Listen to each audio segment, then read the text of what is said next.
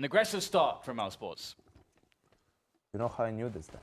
How did you know? It's not how you start, it's how you finish. How Screw did you you know guys this? and your conversation. Happy and XMS both in the heavy position. Heaven position. The bomb has been planted, and now life is going to get really awkward. But the question is, do Mousesports know both players are up here? They do now because the two players are facing.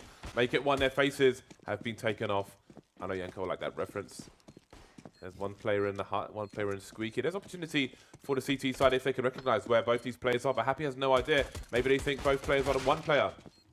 Lowell, I still don't know where he is. He's got a reasonable angle on the bomb. Happy trying to cover.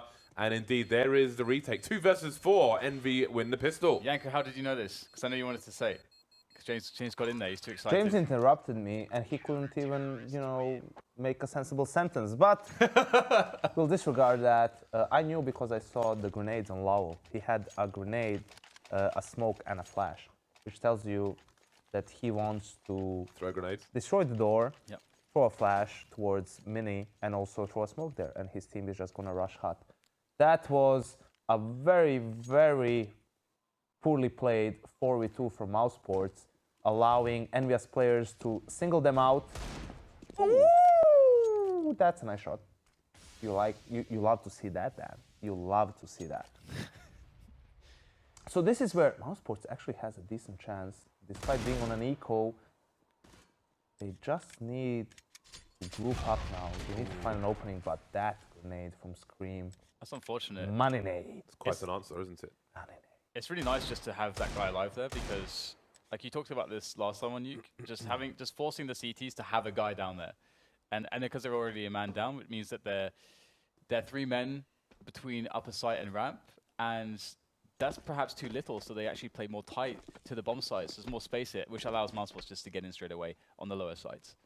And this is also safe play from EnVyUs, right? They're conceding the bomb plant, or probably so. Yes, they will, but they want to secure the round without having too many casualties. So it's a good decision from them. Mousesports would buy regardless. This way, they are securing basically a healthy buy round for themselves.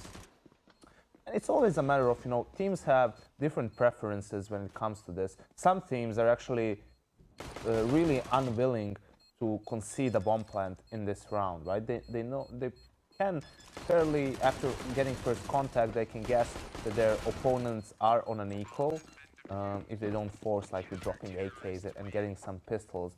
So some teams will fight and not concede the plant and try to farm the kills, while other teams are basically looking more after their own economy and they're willing to concede the plant as long as they don't lose too many of their own players, so they can keep buying and keep pressuring their opponents. So now you see, because of that plant, Mousesports actually have 5 AKs. They have pretty much all the nades that they need. On the other side of things, we actually have 4 UMPs for EnVyUs and a lonely M4 on screen. Rops getting off to the opening kill for his team. Oh dear, Happy. You appear to be trapped and on fire, and now you're absolutely dead. Smokes all over the place. Great start from Mousesports, but again, Envy still on the UMPs, so it's not the worst case scenario. Not ideal though. 6 with a double dink. See if he can retrieve the AK later on. So we're in a 4 versus 2. A minute 10 on the clock for the Mousesports side, and life only gets better for them in this round. RPK only good for the 1 kill trade from Chris J. And that's a comfortable first round on the board for Mousesports. I wonder if EnVyUs will switch things up with Happy's position or how dynamic he'll be there, because that Molotov from Mousesports into that position is really intelligent due to the fact that if you ever watch EnVyUs games, Happy does play in that position most of the time. He doesn't often mix it up all that much. You'll often find him in that corner, so obviously the Molotov just completely destroys him in that spot, and he's isolated from his teammates. So that's a really good pick-off, and I'm looking forward to seeing how that dynamic starts to evolve as they try to get that edge, try to find ways to pick Happy continually. But obviously this is great for Mousesports. Straight back in it with those couple picks. And quite a brave play, actually, going straight through the door. And as Yanko highlighted, the lonely M4 of Scream immediately taken down with that pick. And Mousesports showing confidence early today. And also, like we were describing Rops as more of a passive player, waiting for his team to make plays, and then he reacts to that and tries to find an opening. Here, he was actually the guy initiating contact with a sneaky play through Squeaky, and he found an opening for his team. So a player who has a very versatile skill set. And you can see what that means for EnVyUs. They are buying armor on some of the players, but it still seems like it's going to be just a half buy.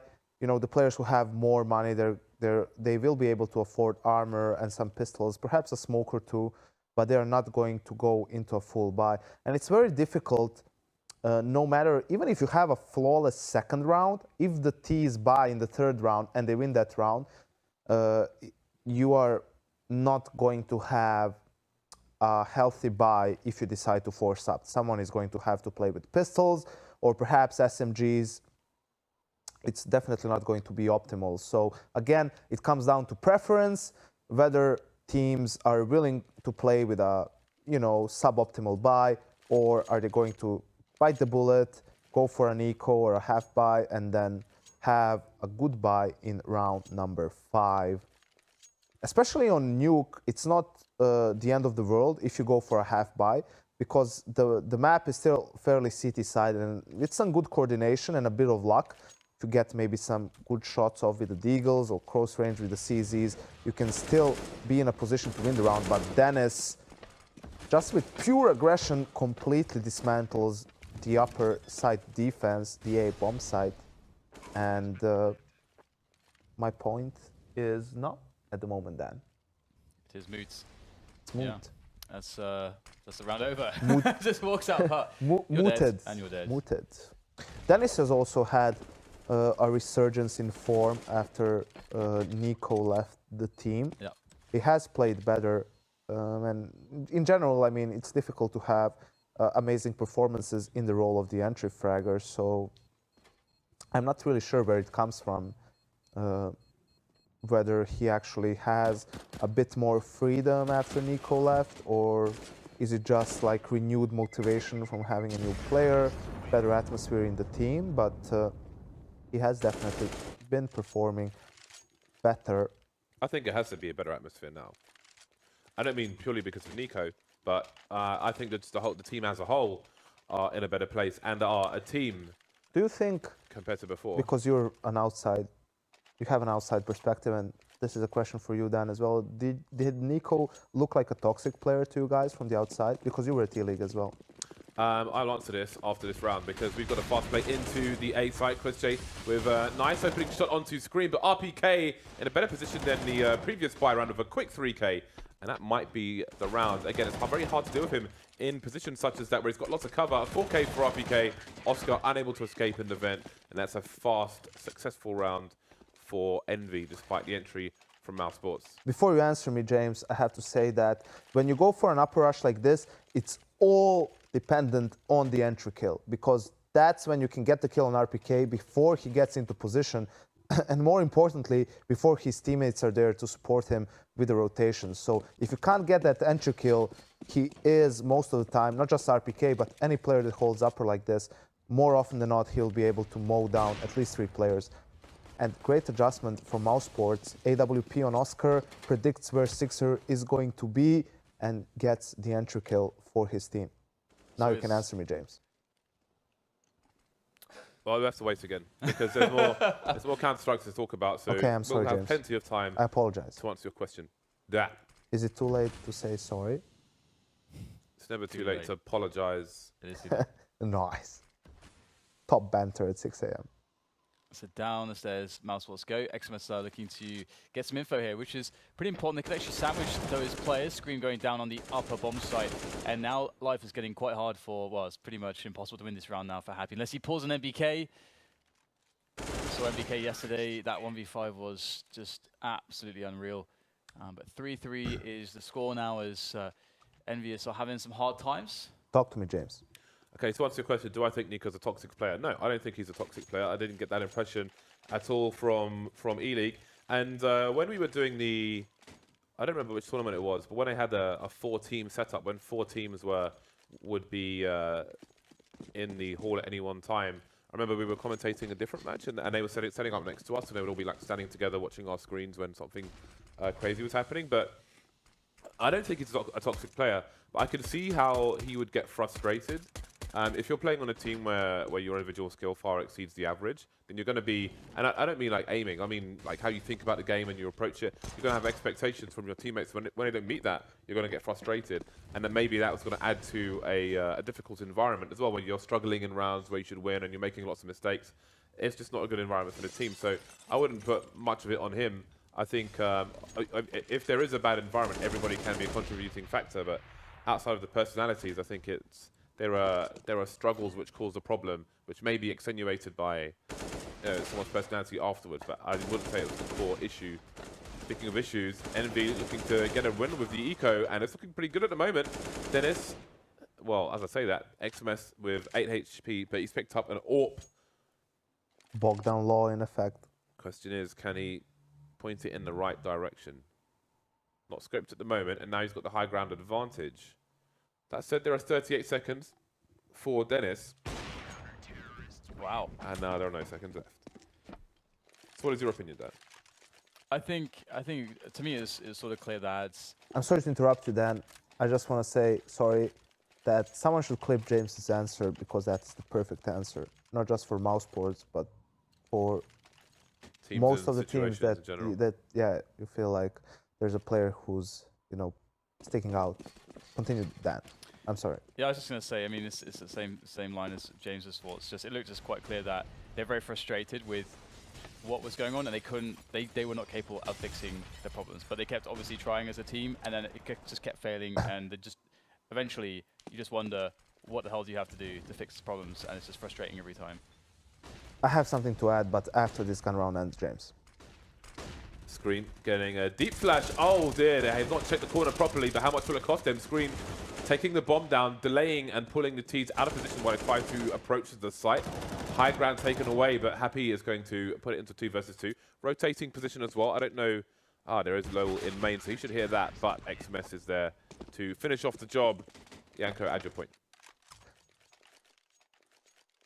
I think that stems, the problem that Mousesports had with Nico, that stems from the lack of leadership.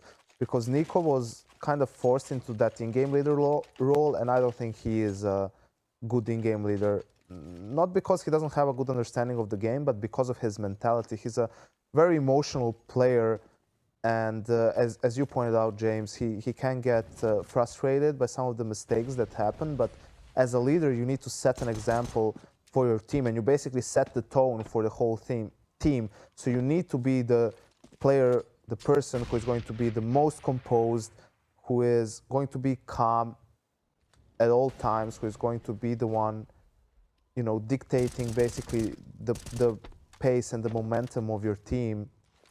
And that was very difficult for him to execute, basically.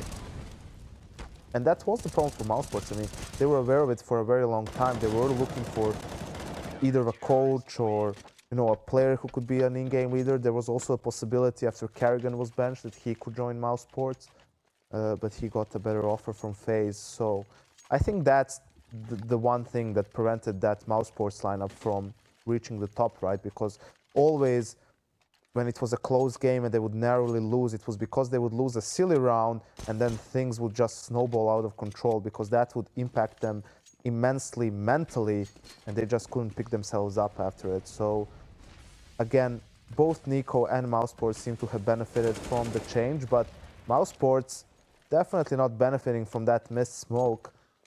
It can cause a lot of problems, as we see Sixer is posted up towards Heaven, and he does get the kill on Chris J.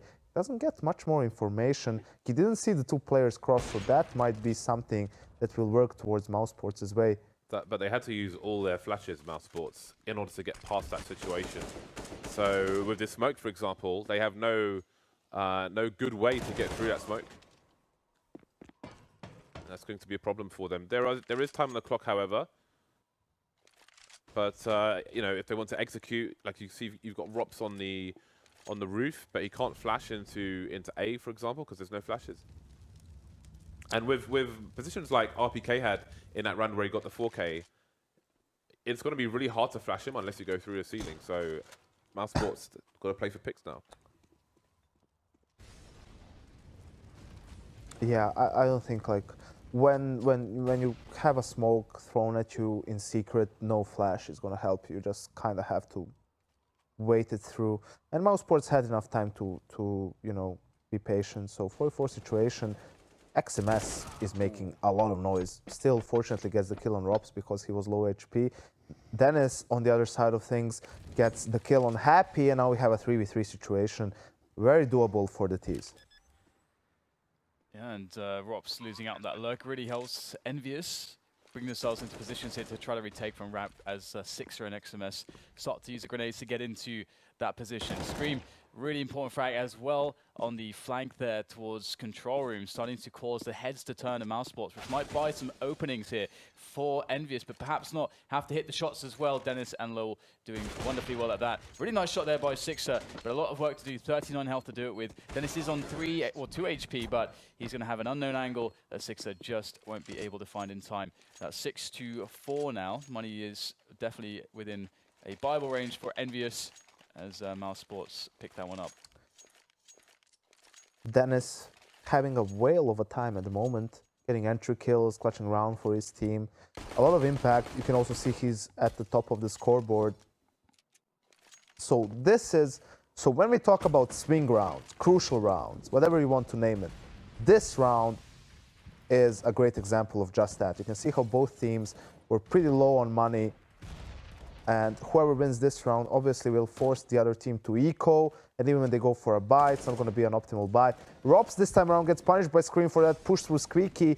EnVyUs is rotating towards the lower bomb site. Mousesports has great pace, but will it be fast enough, James? Happy taken down above, well, around the rafters next to the silo, or the catwalk, rather.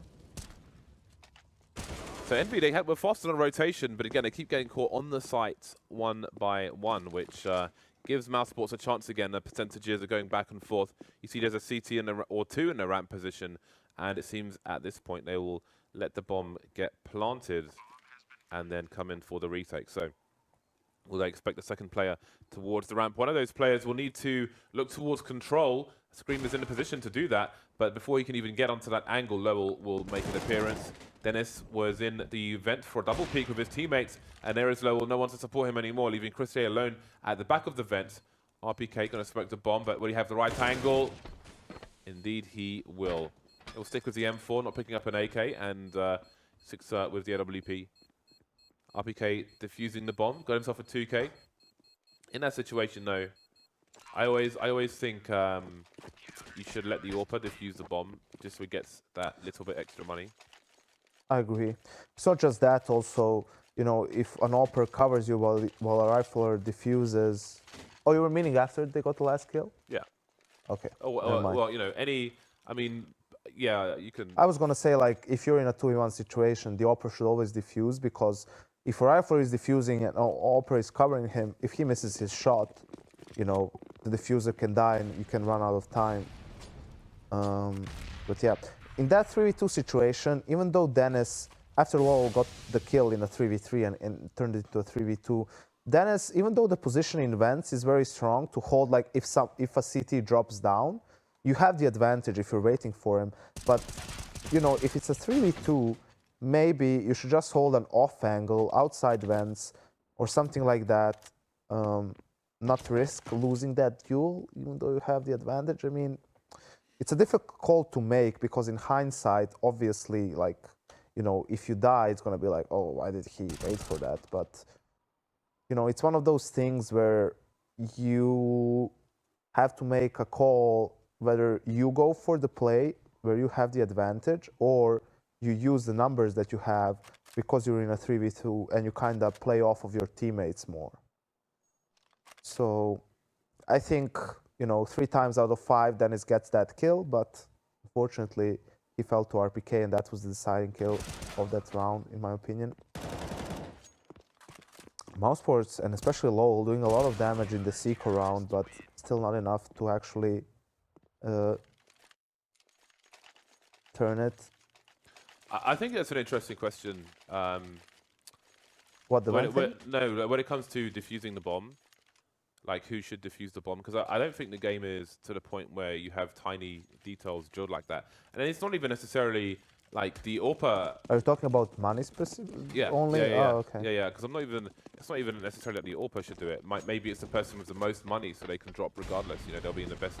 Whoever will be in the best spot to drop an AWPer in future should it be required. I don't think you're gonna pay too much attention to it because it is $300 in the end. You know, you're not gonna look if like 3 players are alive. You're not going to look who has But you should, what Yanko. amount of money. You should. You know why? Do you know why? Because it's the small edges that take you over the line, right? There's a great study on the British cycling team and also the Sky cycling team, which is like the non-Olympics, I guess, British team. They're sponsored by Sky, and all the tiny things they look at, like their cyclists will bring their pillows to hotels so they get better sleep, and they have all these ridiculously tiny edges that make them one of the most successful teams in the world.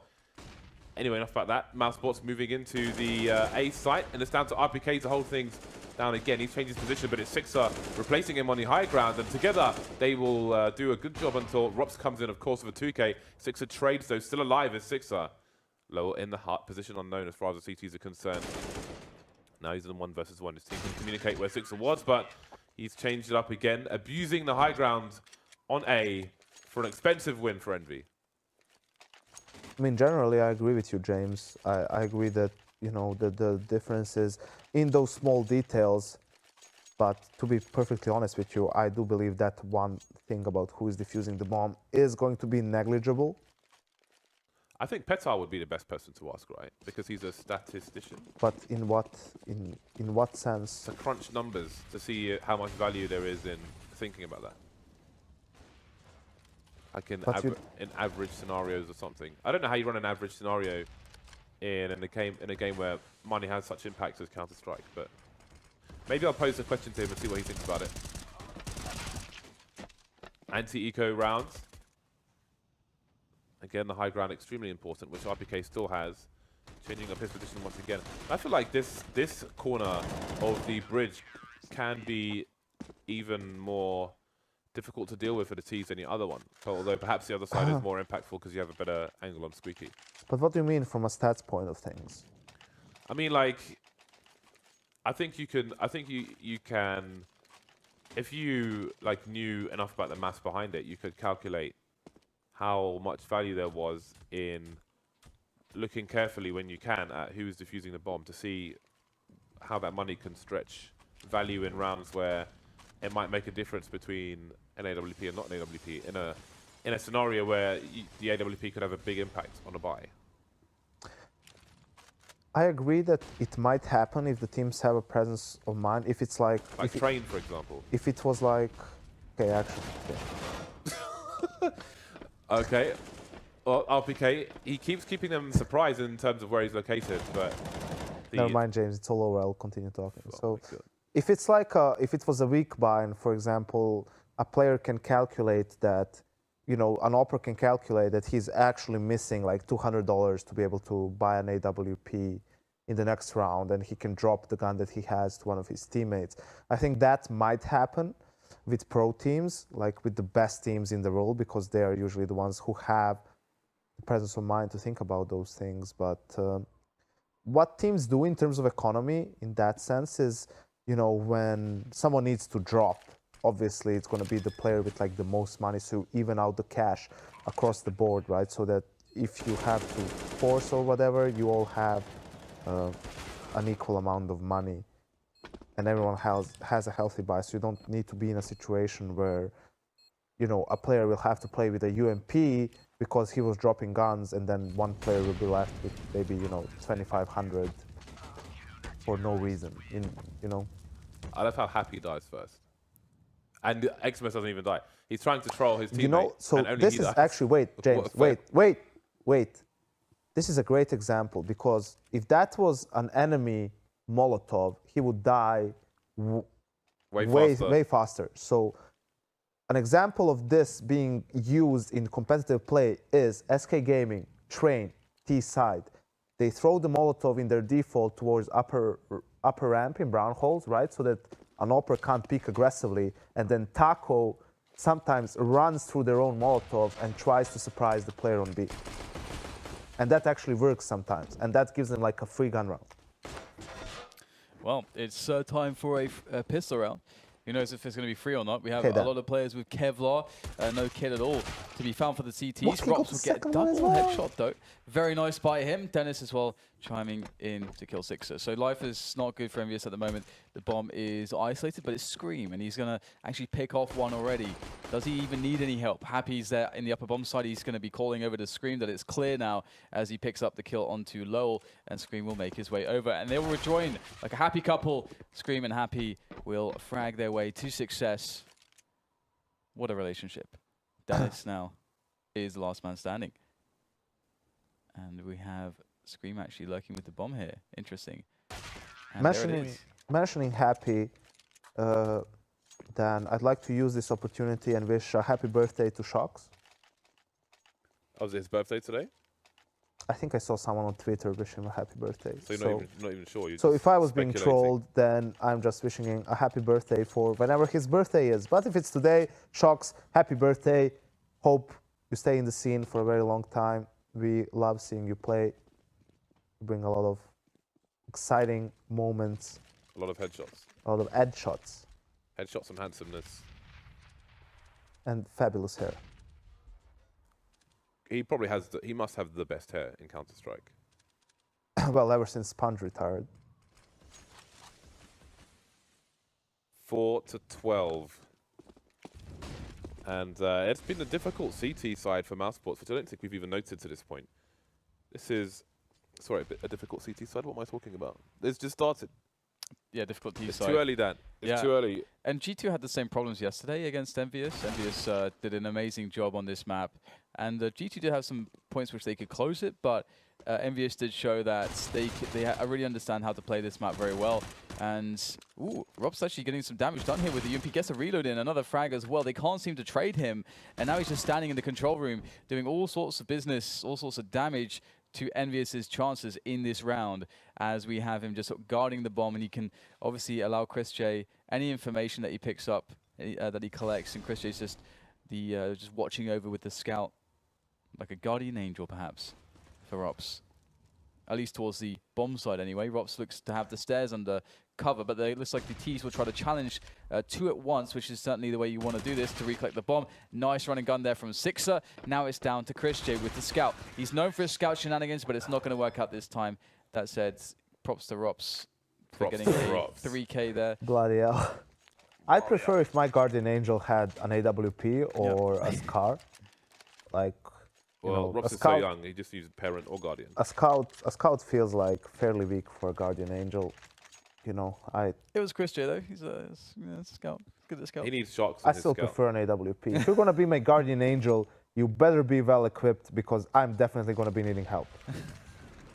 9-round lead for NV. Looking dominant on Nuke so far. And Mousesports, at this rate, may not get an opportunity to really get their CT side going, because obviously it's a USP round for them. It's the USPs. So we're looking at a 10-round lead for NV coming up very shortly. And there it is. Quite the comeback needed for Mousesports. And their money is not spectacular either. Oscar will have an AWP dropped for him by Rops. Oh no, it's Chris J. Okay. So we've normally seen, I mean, maybe it's because he's got a better spawn. He's got a more forward spawn, so that might be it. Or perhaps they're just feeling it. Who knows? There are a number of things it could be. Maybe it's just Chris J time. Normally, Oscar is the primary AWP, but it's nice when you can switch things up. And if it's per map, then that's kind of cool as well. Looking for an early pick outside doesn't happen, and he will retreat as RPK makes his way into secret. Oh, the bunny hopping there. Lots of noise made by Dennis. And RPK will easily take him down. This is something that RPK is quite good at. Just opening up the secret area by himself, getting the entry frags there. And now Rops is going to try to challenge at ramp. And it's not going to go too well. Mousesports now looking like they may just lose this map very quickly, because EnVyUs have a decisive advantage in this round. They've got lower bomb site control. They have the man advantage as well. And Mousesports are scrambling for their rotations to try to do something here. And a great smoke there to cover the bomb plant. And Oscar will toss the bomb, rather the HE in there, but not really getting too much damage. And now Mousesports have a hard decision to make. Do they want to go for this or save and play for overtime with the guns? Looks like they're going to go for it. Another frag there by Oscar. Time is ticking away now. These Ts are making it so difficult, just hiding, not really peeking unless they are forced out of position. It's so hard to do. Just Oscar with 3 HP, and it looks like EnVyUs may have done it as Oscar looks to perhaps go for a retreat here. He'll get caught by Sixer, and EnVyUs 15-4 now. Mousesports can't seem to get anything done. That feels like a very cheaply lost round by Mousesports, right? Just like a fairly standard split towards the lower bomb sites and just one player going towards secret through yard, 3 players pushing down ramp. Some miscommunication, it seems, on the Mousesports side. Dennis not expecting a player to be that close towards secret, and then Rops being pinched on ramp, didn't fall back in time. Yeah, I think an issue for Dennis was that Chris J went outside quickly, didn't see anybody, but there was a smoke down, if I'm not mistaken. So perhaps one too many assumptions there gave EnVy a really fast and easy lead in that round. So now we've got the quadruple UMP buy from Mousesports. EnVy perhaps looking for some aggression considering the situation. Maybe not sure what to expect in terms of what Mousesports are carrying either.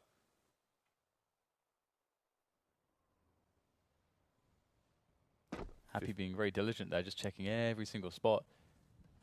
And it looks like the level of proficiency on this map for EnVyUs is, they look very comfortable here. It seems to be where they're getting some of their best results. If they're able to close this one down, then that's going to be fantastic. And that's a nice entry frag from Screen. Rops is there. You can see they're looking for that spot, a kind of off angle at the corner. Nice push coming in from Mousesports. Wow, what the hell just happened? 4 players dead immediately with that push. I have no... that was insane. Just Happy left with 6 HP. Everything's fallen apart. Oscar had great timing to push Hut, and Rops just did a great job of holding ramp. The problem for EnVyUs was that their spacing wasn't good enough towards ramp. You could see how Rops basically got 3 1v1s. If EnVyUs did a good job at spacing, they would have been able to get that trade kill immediately and probably entrance towards the lower bomb site. But it's understandable, they have a big lead. Maybe they're not paying as much attention to detail as they should. They're only human after all that. Chris J's given the AWP to Oscar, and he will continue with the scout instead. Oscar looking for the main peak. Very satisfying to get a kill there. And Chris J towards the ramp. Which scout skin do you have? Yes. There's the Shark one, Blood in the Water. Of course. Covered in MLG stickers, of course. Of course. I was just checking. Follow the MLG sharks. stickers. The sharks. And it has the bug. Where you shoot everyone in the head? No, the name of it is like, says the latest installment of the #1 FPS. It's just got some super long name on it. I just love, that's like my ultimate troll weapon. Is it a sad track? Absolutely. How many do you have? 6? A few hundred. He's moving into the ramp. Again, they're playing against match points. The scouts will give them an easy entry through the ramp into B. But what is their post-plant going to look like? That's the question. It's proven difficult for Mousesports to retake when they don't have the man advantage in B in the short rounds where we've seen that today. Ooh. Well, that's a mistake. Sixer rotating just in time. Lovely no scope onto Oscar, and that's going to leave Dennis in a 1 versus 3. Moving in, but that won't happen. Nice. 16-5. They had no choice. They had to go for it, and it didn't work out for him. Great job from Sixer to close out that round, and pretty convincing win from EnVyUs, all things considered. I think Mousesports will be kicking themselves from losing that 4v2 pistol round in the first half. That's what basically set things in motion for EnVyUs. You could see that the score early on was 3-2. Even it was tied at 2 apiece early on. So if Mousesports managed to win